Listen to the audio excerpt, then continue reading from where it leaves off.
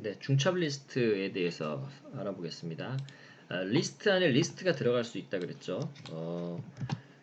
자, 뭐 이게 행렬이라는 표현을 우리가 쓰기도 하고요. 그다음에 다차원 자료 구조가 되기도 하고, 뭐 다른 언어에서는 뭐 이중 배열, 삼중 배열이라는 표현도 씁니다. 자, 우리가 상당히 많은 경우에 있어서 이렇게 표로 나타내야 될 경우가 있어요. 나타내면은 눈에 확 들어오게 자료가 표현되는 경우가 많죠. 이렇게 세 사람의 영어, 수학, 컴퓨터 과목, 물리 과목의 성적을 비교한다라고 하면 이걸 1차원 리스트로 만드는 것보다는 이렇게 2차원으로 만들게 되면 표 형태가 돼서 사람들이 훨씬 알아보기가 편합니다.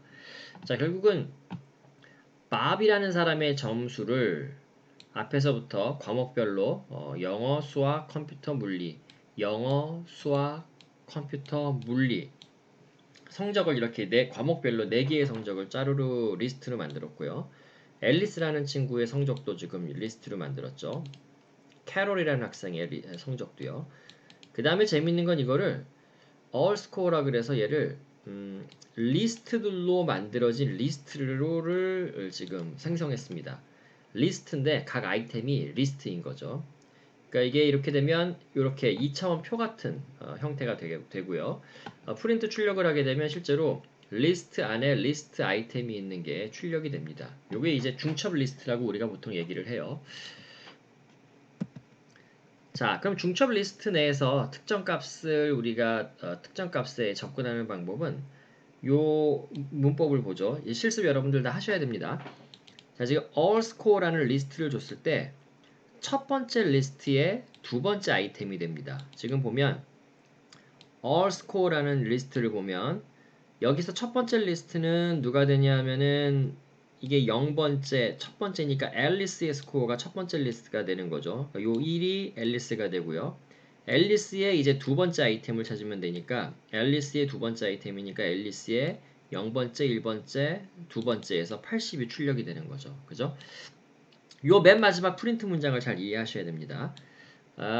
뭐 그 앞에 있는 프린트 문장은 뭐 그냥 명확하죠. 우리 앞에서 했던 거죠. 앨리스라는 1차원 리스트를 그냥 리스트인 거죠. 거기서 두 번째인 거니까 0번째, 1번째, 2번째에서 80. 결국 같은 아이템이 지금 접근이 되고 있는 거고요. 출력이 되고 있습니다. 자, 이제 인덱싱을 우리가 생각을 해보면 이렇게 리스트의 리스트인 녀석이 우리 지금 all score라는 이름의 리스트인 거죠. all score에서 밥의 영어 점수, 밥의 컴퓨터 점수를 접근하기 위해서는 인덱스를 0, 00 또는 뭐 02 이렇게 해서 우리가 각 아이템에 접근할 수 있다, 데이터를 가져올 수 있다라는 걸 여러분들이 이해하시면 될 것 같습니다. 자, 실습을 꼭 하셔야 돼요. 이거 그냥 지금 제가 말로 설명하고 있지만 여러분들은 다 손으로 쳐서 이렇게 인덱스에 접근하는 거를 훈련을 하셔야 됩니다. 자, 실습 한번 이제 해보죠. 저희가 이제 리스트까지 배웠기 때문에 정말 어지간한 코딩 문제는 여러분들이 이제 풀 수 있는 준비가 됐습니다. 이제는 연습 많이 하시고요. 그 다음에 논리적으로 생각하는 거 훈련 많이 하시면 돼요. 자, 밑에 답을 보지 말고요. 위에 문제만 보고 우리가 풀어봅시다. 정수로 구성된 리스트, 그러니까 우리한테 어떤 리스트가 주어지는 상황입니다. 지금 8495가 주어졌네요. 여기에서 제일 작은 값을 구하는 프로그래밍을 우리가 한번 해봅시다. 자, 이거 지금 이게 리스트가 주어지니까 이거는 리스트가 작으니까 4개밖에 없지만 아이템이 뭐 100개, 1000개, 10,000개, 10만 개 이렇게 주어질 수도 있는 거죠. 그 중에서 가장 작은 숫자를 아이템을 구해라 라는 게 지금 우리에게 주어진 문제입니다.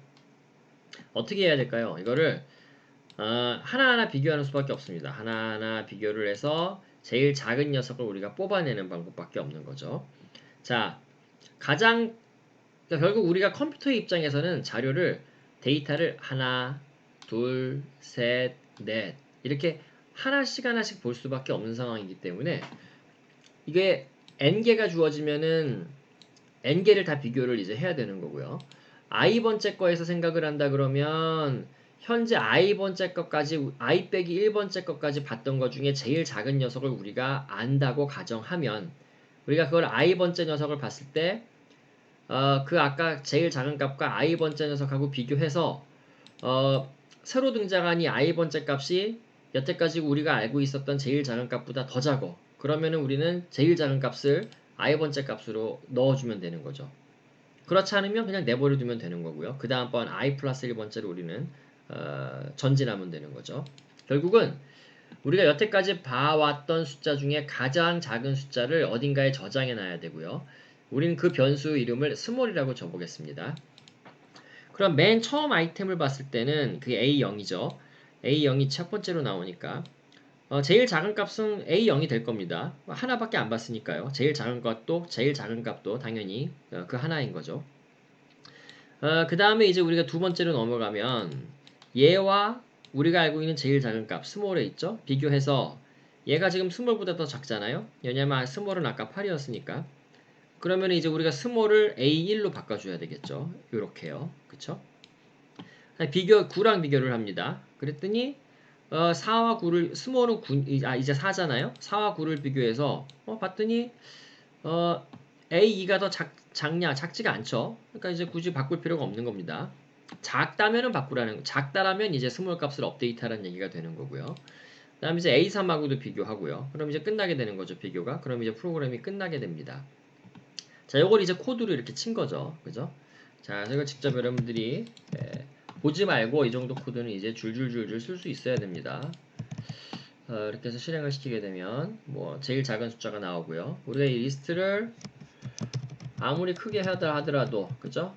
이렇게 하더라도 가장 작은 숫자를 찾아내는 거는 문제가 없는 거죠. 그쵸?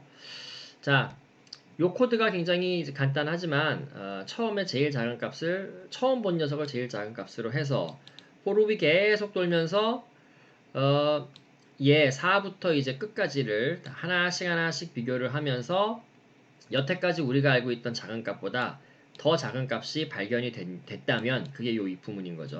그러면은 작은 값을 그 새로 발견한 작은 값으로 바꿔주고요.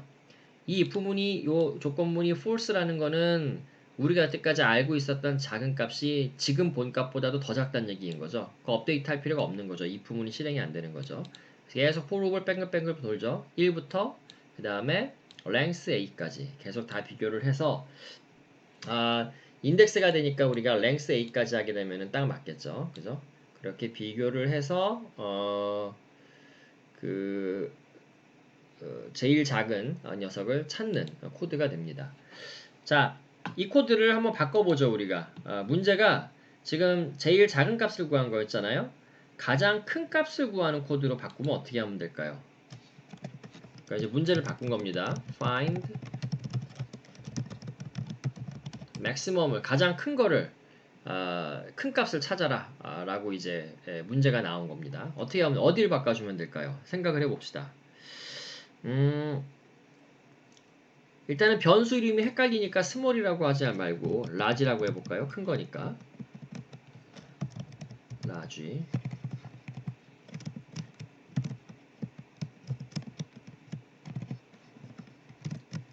이렇게.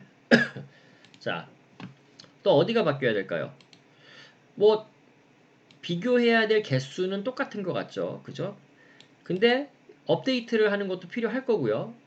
어디가 바뀌어야 되냐 하면 여기가 바뀌어야 되겠죠, 그죠? 우리가 여태까지 알고 있는 제일 큰 값이 새로 나온 값이 만약에 그거보다 새로 등장한 AI가 AI 값이 우리가 여태까지 알고 있던 가장 큰 값보다 더 크면 우리는 의미 있는 걸 발견한 거죠. 그래서 업데이트를 해야 되는 거죠. 그래서 이렇게 바꿔주게 되면 가장 큰 값을 우리 코드가 찾아주는 거를 알 수가 있습니다. 또 약간 변형할 수도 있어요. 문제를 가령 뭐 중간고사에 시험을 낸다 그러면 예를 들면 두 번째로 큰 값을 찾는 걸 출력해봐라. 그럼 이제 가장 큰 값과 두 번째로 큰 값을 우리가 변수 두 개로 유지해야 되겠죠. 가령 뭐 라지 1, 라지 2 이렇게 해서 그런 것도 여러분들이 훈련을 해야 됩니다. 자, 우리가 그래서 이제 최대값, 최소값을 찾을 수 있었는데 파이썬을 쓸 때는 여러분들이 항상 이런 걸 생각하셔야 돼요. 내가 코딩을 하는데 내가 어떤 리스트를 만들었는데 여기에서 가장 큰 값과 가장 작은 값을 찾는 부분이 내가 필요해. 내 코드에서. 근데 이거 혹시 누가 구현해 놓지 않았을까라고 생각이 들면 파이썬 같은 경우는 90% 이상은 누군가 구현해 놨습니다. 그래서 지금 파이썬이 그렇게 인기가 많이 있는 거예요. 리스트에서 제일 큰 값, 제일 작은 값을 찾는 거는 너무나 많은 사람들이 필요로 하는 기능이기 때문에 파이썬을 개발한 개발자들이 아예 그 기능을 제공해 줬어요. 자, 그거 우리가 어떻게 알 수 있냐 하면 우리가 앞에서 dir이라는 함수 있었죠. dir에다가 어떤 변수 이름을 주면 이 변수의 객체 타입에서 지원되는 기능들, 함수들 또는 변수들 값이 우리한테 제공이 되죠. A가 리스트잖아요. 지금 타입이. 그러니까 dir A 하게 되면 리스트가 제공해주는 함수들 기능들이 쫙 나오는데 우리가 앞에서는 별로 관심 없이 안 봤었죠. 쭉 보다 보면 꽤 재미있는 단어들이 나와요. 의미 있는 게. append 우리가 이미 했었고요. clear도 했었죠. copy라는 것도 의미 있을 것 같고요. index, insert 했었죠. 자, max하고 min이라는 게 있습니다. 자, 지금 보면 요거는 그냥 내장형 함수가 제공해주는 그런 함수네요. 자, 어, max 자 다시 볼게요. 여러 가지 유용한 게 있는 게 예를 들면은 length라는 함수 같은 거를 보면 리스트의 길이를 몇 개의 아이템이 있는지를 알려주고 있고요. a.reverse 이거는 a라는 그 리스트 객체가 제공해주는 함수인 거죠. 얘는 뒤집습니다. 순서를. 그래서 우리한테 출력을 해주고 있고요. print a 하게 되면 이제는 순서가 뒤집힌 순서로 우리가 출력이 되는 거를 알 수가 있고요. print sum 하게 되면 리스트 A에 있는 게 다 숫자라면은 더해진 값이 우리가 출력이 되는 거를 확인해 볼 수가 있습니다.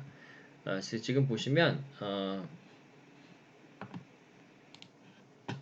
예, 직접 실습을 통해서 이게 동작하는 거를 보세요. 리버스라는 거는 그러니까 52, 57, 91이면 거꾸로 10, 97, 525 이렇게 뒤집혀지는 거죠. 그러니까 원본 리스트의 값을 지금 바꿔주는 겁니다. 자, min 한 다음에 리스트, max 한 다음에 리스트를 하게 되면 우리 앞에서 했던 거, 우리가 앞에서 구현했던 그 함수가 너무나 쉽게 이렇게 출력이 되는 거죠. 결과가 같이 나오죠. 제일 작은 값이 출력이 되고 있는 겁니다. 자, 굉장히 많이 사용되는 것들이고요. 우리가 그 리스트에서 제공되는 것들을 잘 활용을 할 필요가 있겠습니다.